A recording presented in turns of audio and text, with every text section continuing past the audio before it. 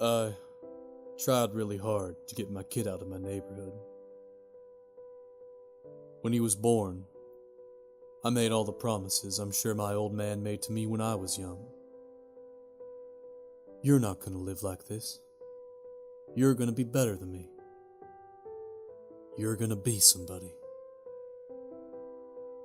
But what does an 18-year-old know about getting anybody out of anywhere? I couldn't even get myself out. Me and my girl lived in my mom's basement while we tried to get our shit together for Abel's sake. But it was never gonna work. She was younger than me. She didn't want to be a mom, and she split when he was only a couple of months old.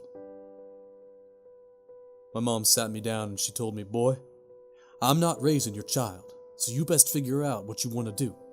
Man up, or drop him at one of those safe places where he can be adopted out and get himself a real family." I knew it killed her to say that. Mom loved Abel even more than me, I think, and the last thing she wanted was to lose her grandbaby. But he was my son, my responsibility. I dropped out in my last year of high school and started working a couple of part-time jobs. It was the real fucking American dream. 50 to 60-hour weeks, still not able to make ends meet. The only reason I kept going was for my little boy. The world just seemed to be getting shittier around us, but I kept clawing my way up. Didn't hang out with my old friends. Didn't get involved in any of that old shit I used to. Just kept looking ahead and working my ass off. Things started to get better when I met Shayla at one of my janitor jobs. She had a kid around Abel's age too and wanted to get out of the neighborhood as bad as I did. We got together, started figuring out goals and saving money, and we thought we really were gonna do it. Closest we came was when Abel was about 8. Got married a couple of years before and could finally afford to rent a place of our own a few blocks away from my mom. Still the same neighborhood, but closer to the edge. Shayla got a real job working as a secretary in a law firm, and I was digging ditches for the city. We were finally managing to get by with some money stashed away for our future.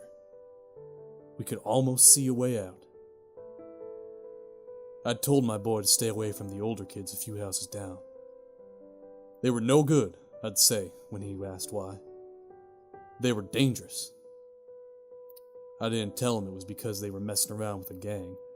One of the reasons me and Shayla wanted out in the first place. But I probably should have. Maybe it would have stopped what happened. I'd been working on a Saturday. Overtime to afford a present for Shayla's daughter's birthday, so I only got to hear about it after it happened. Abel had slipped out of the house and gone to hang out with the cool kids down the road. It had only been a minute. Shouldn't have been long enough for anything bad to happen. And it wasn't broad fucking daylight. Didn't stop some rivals from driving by and taking shots at the group. At my son. He took 2 in the back before he hit the ground. The 2 had been meant for the leader he'd been standing in front of. By the time I got to the hospital, Abel was in surgery. Walking into the hospital was like a dream. Nothing felt real. Not the hugs from my mom or Shayla. Not the updates from the doctor. Nothing. I sat in one of those hard plastic chairs against the wall, and I put my head between my knees and I prayed to God to spare my boy.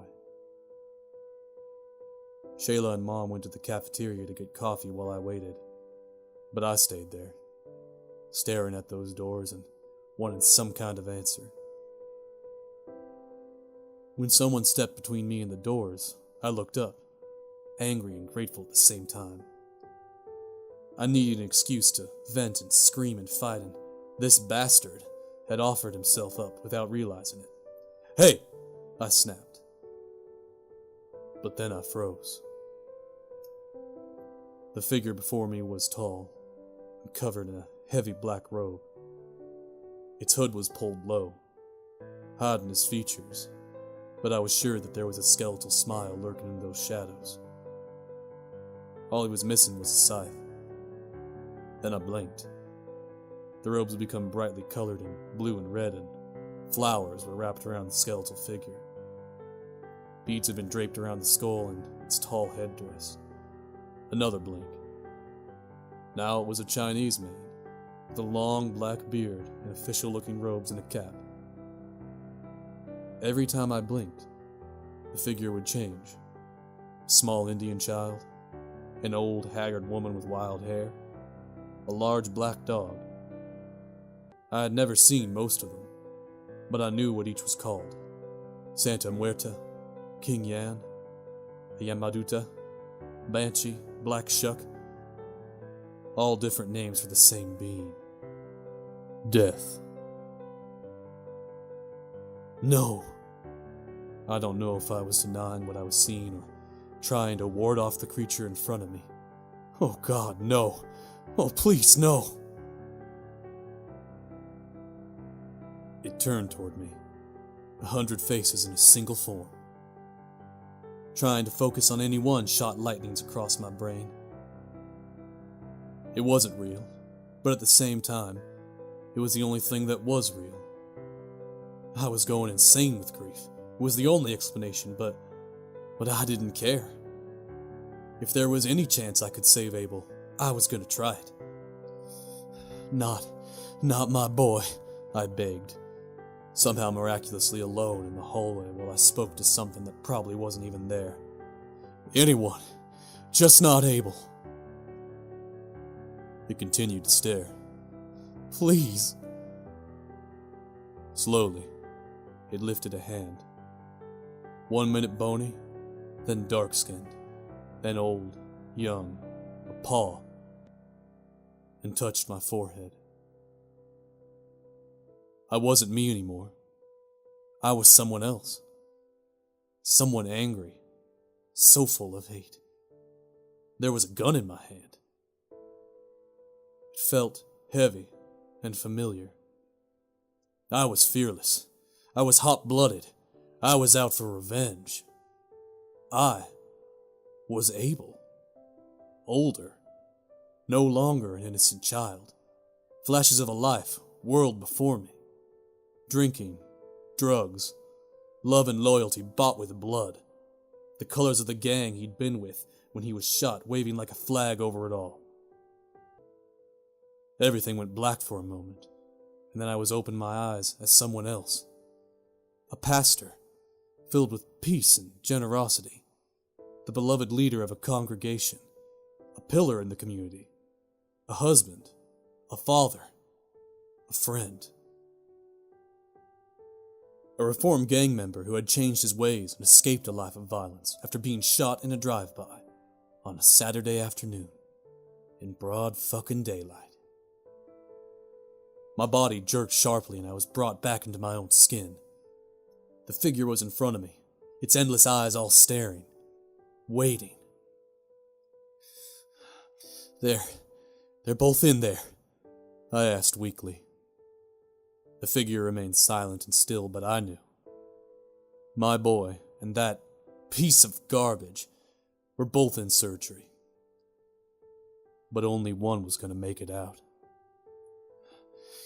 You can't know that that's what will happen, I said in a defiant shake of my head. My son's a good boy. I'm getting him out of here. It won't happen. It tilted its head slightly. You don't know. Abel is good. He's good. I started to sob while it continued to stand in front of me, waiting, expectant.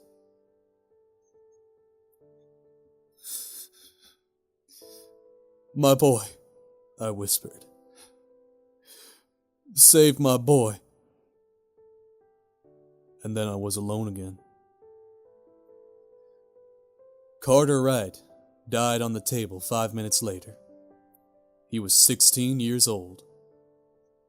Abel survived.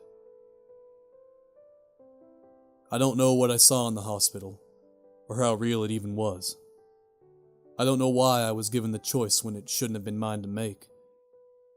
I tried to go to different churches and temples to have it explained, but no one could help me understand. Even without that knowledge, I told Abel he'd been given a second chance and not to waste it.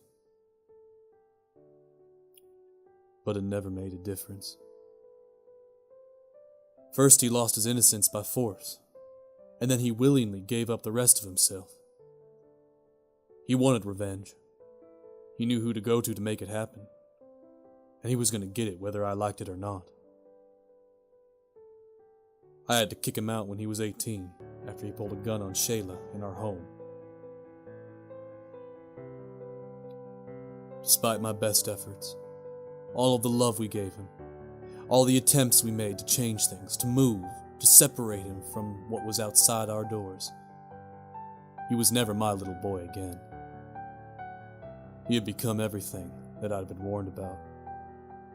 And now, almost 15 years later, not a day goes by that I don't regret the choice I made in the presence of death.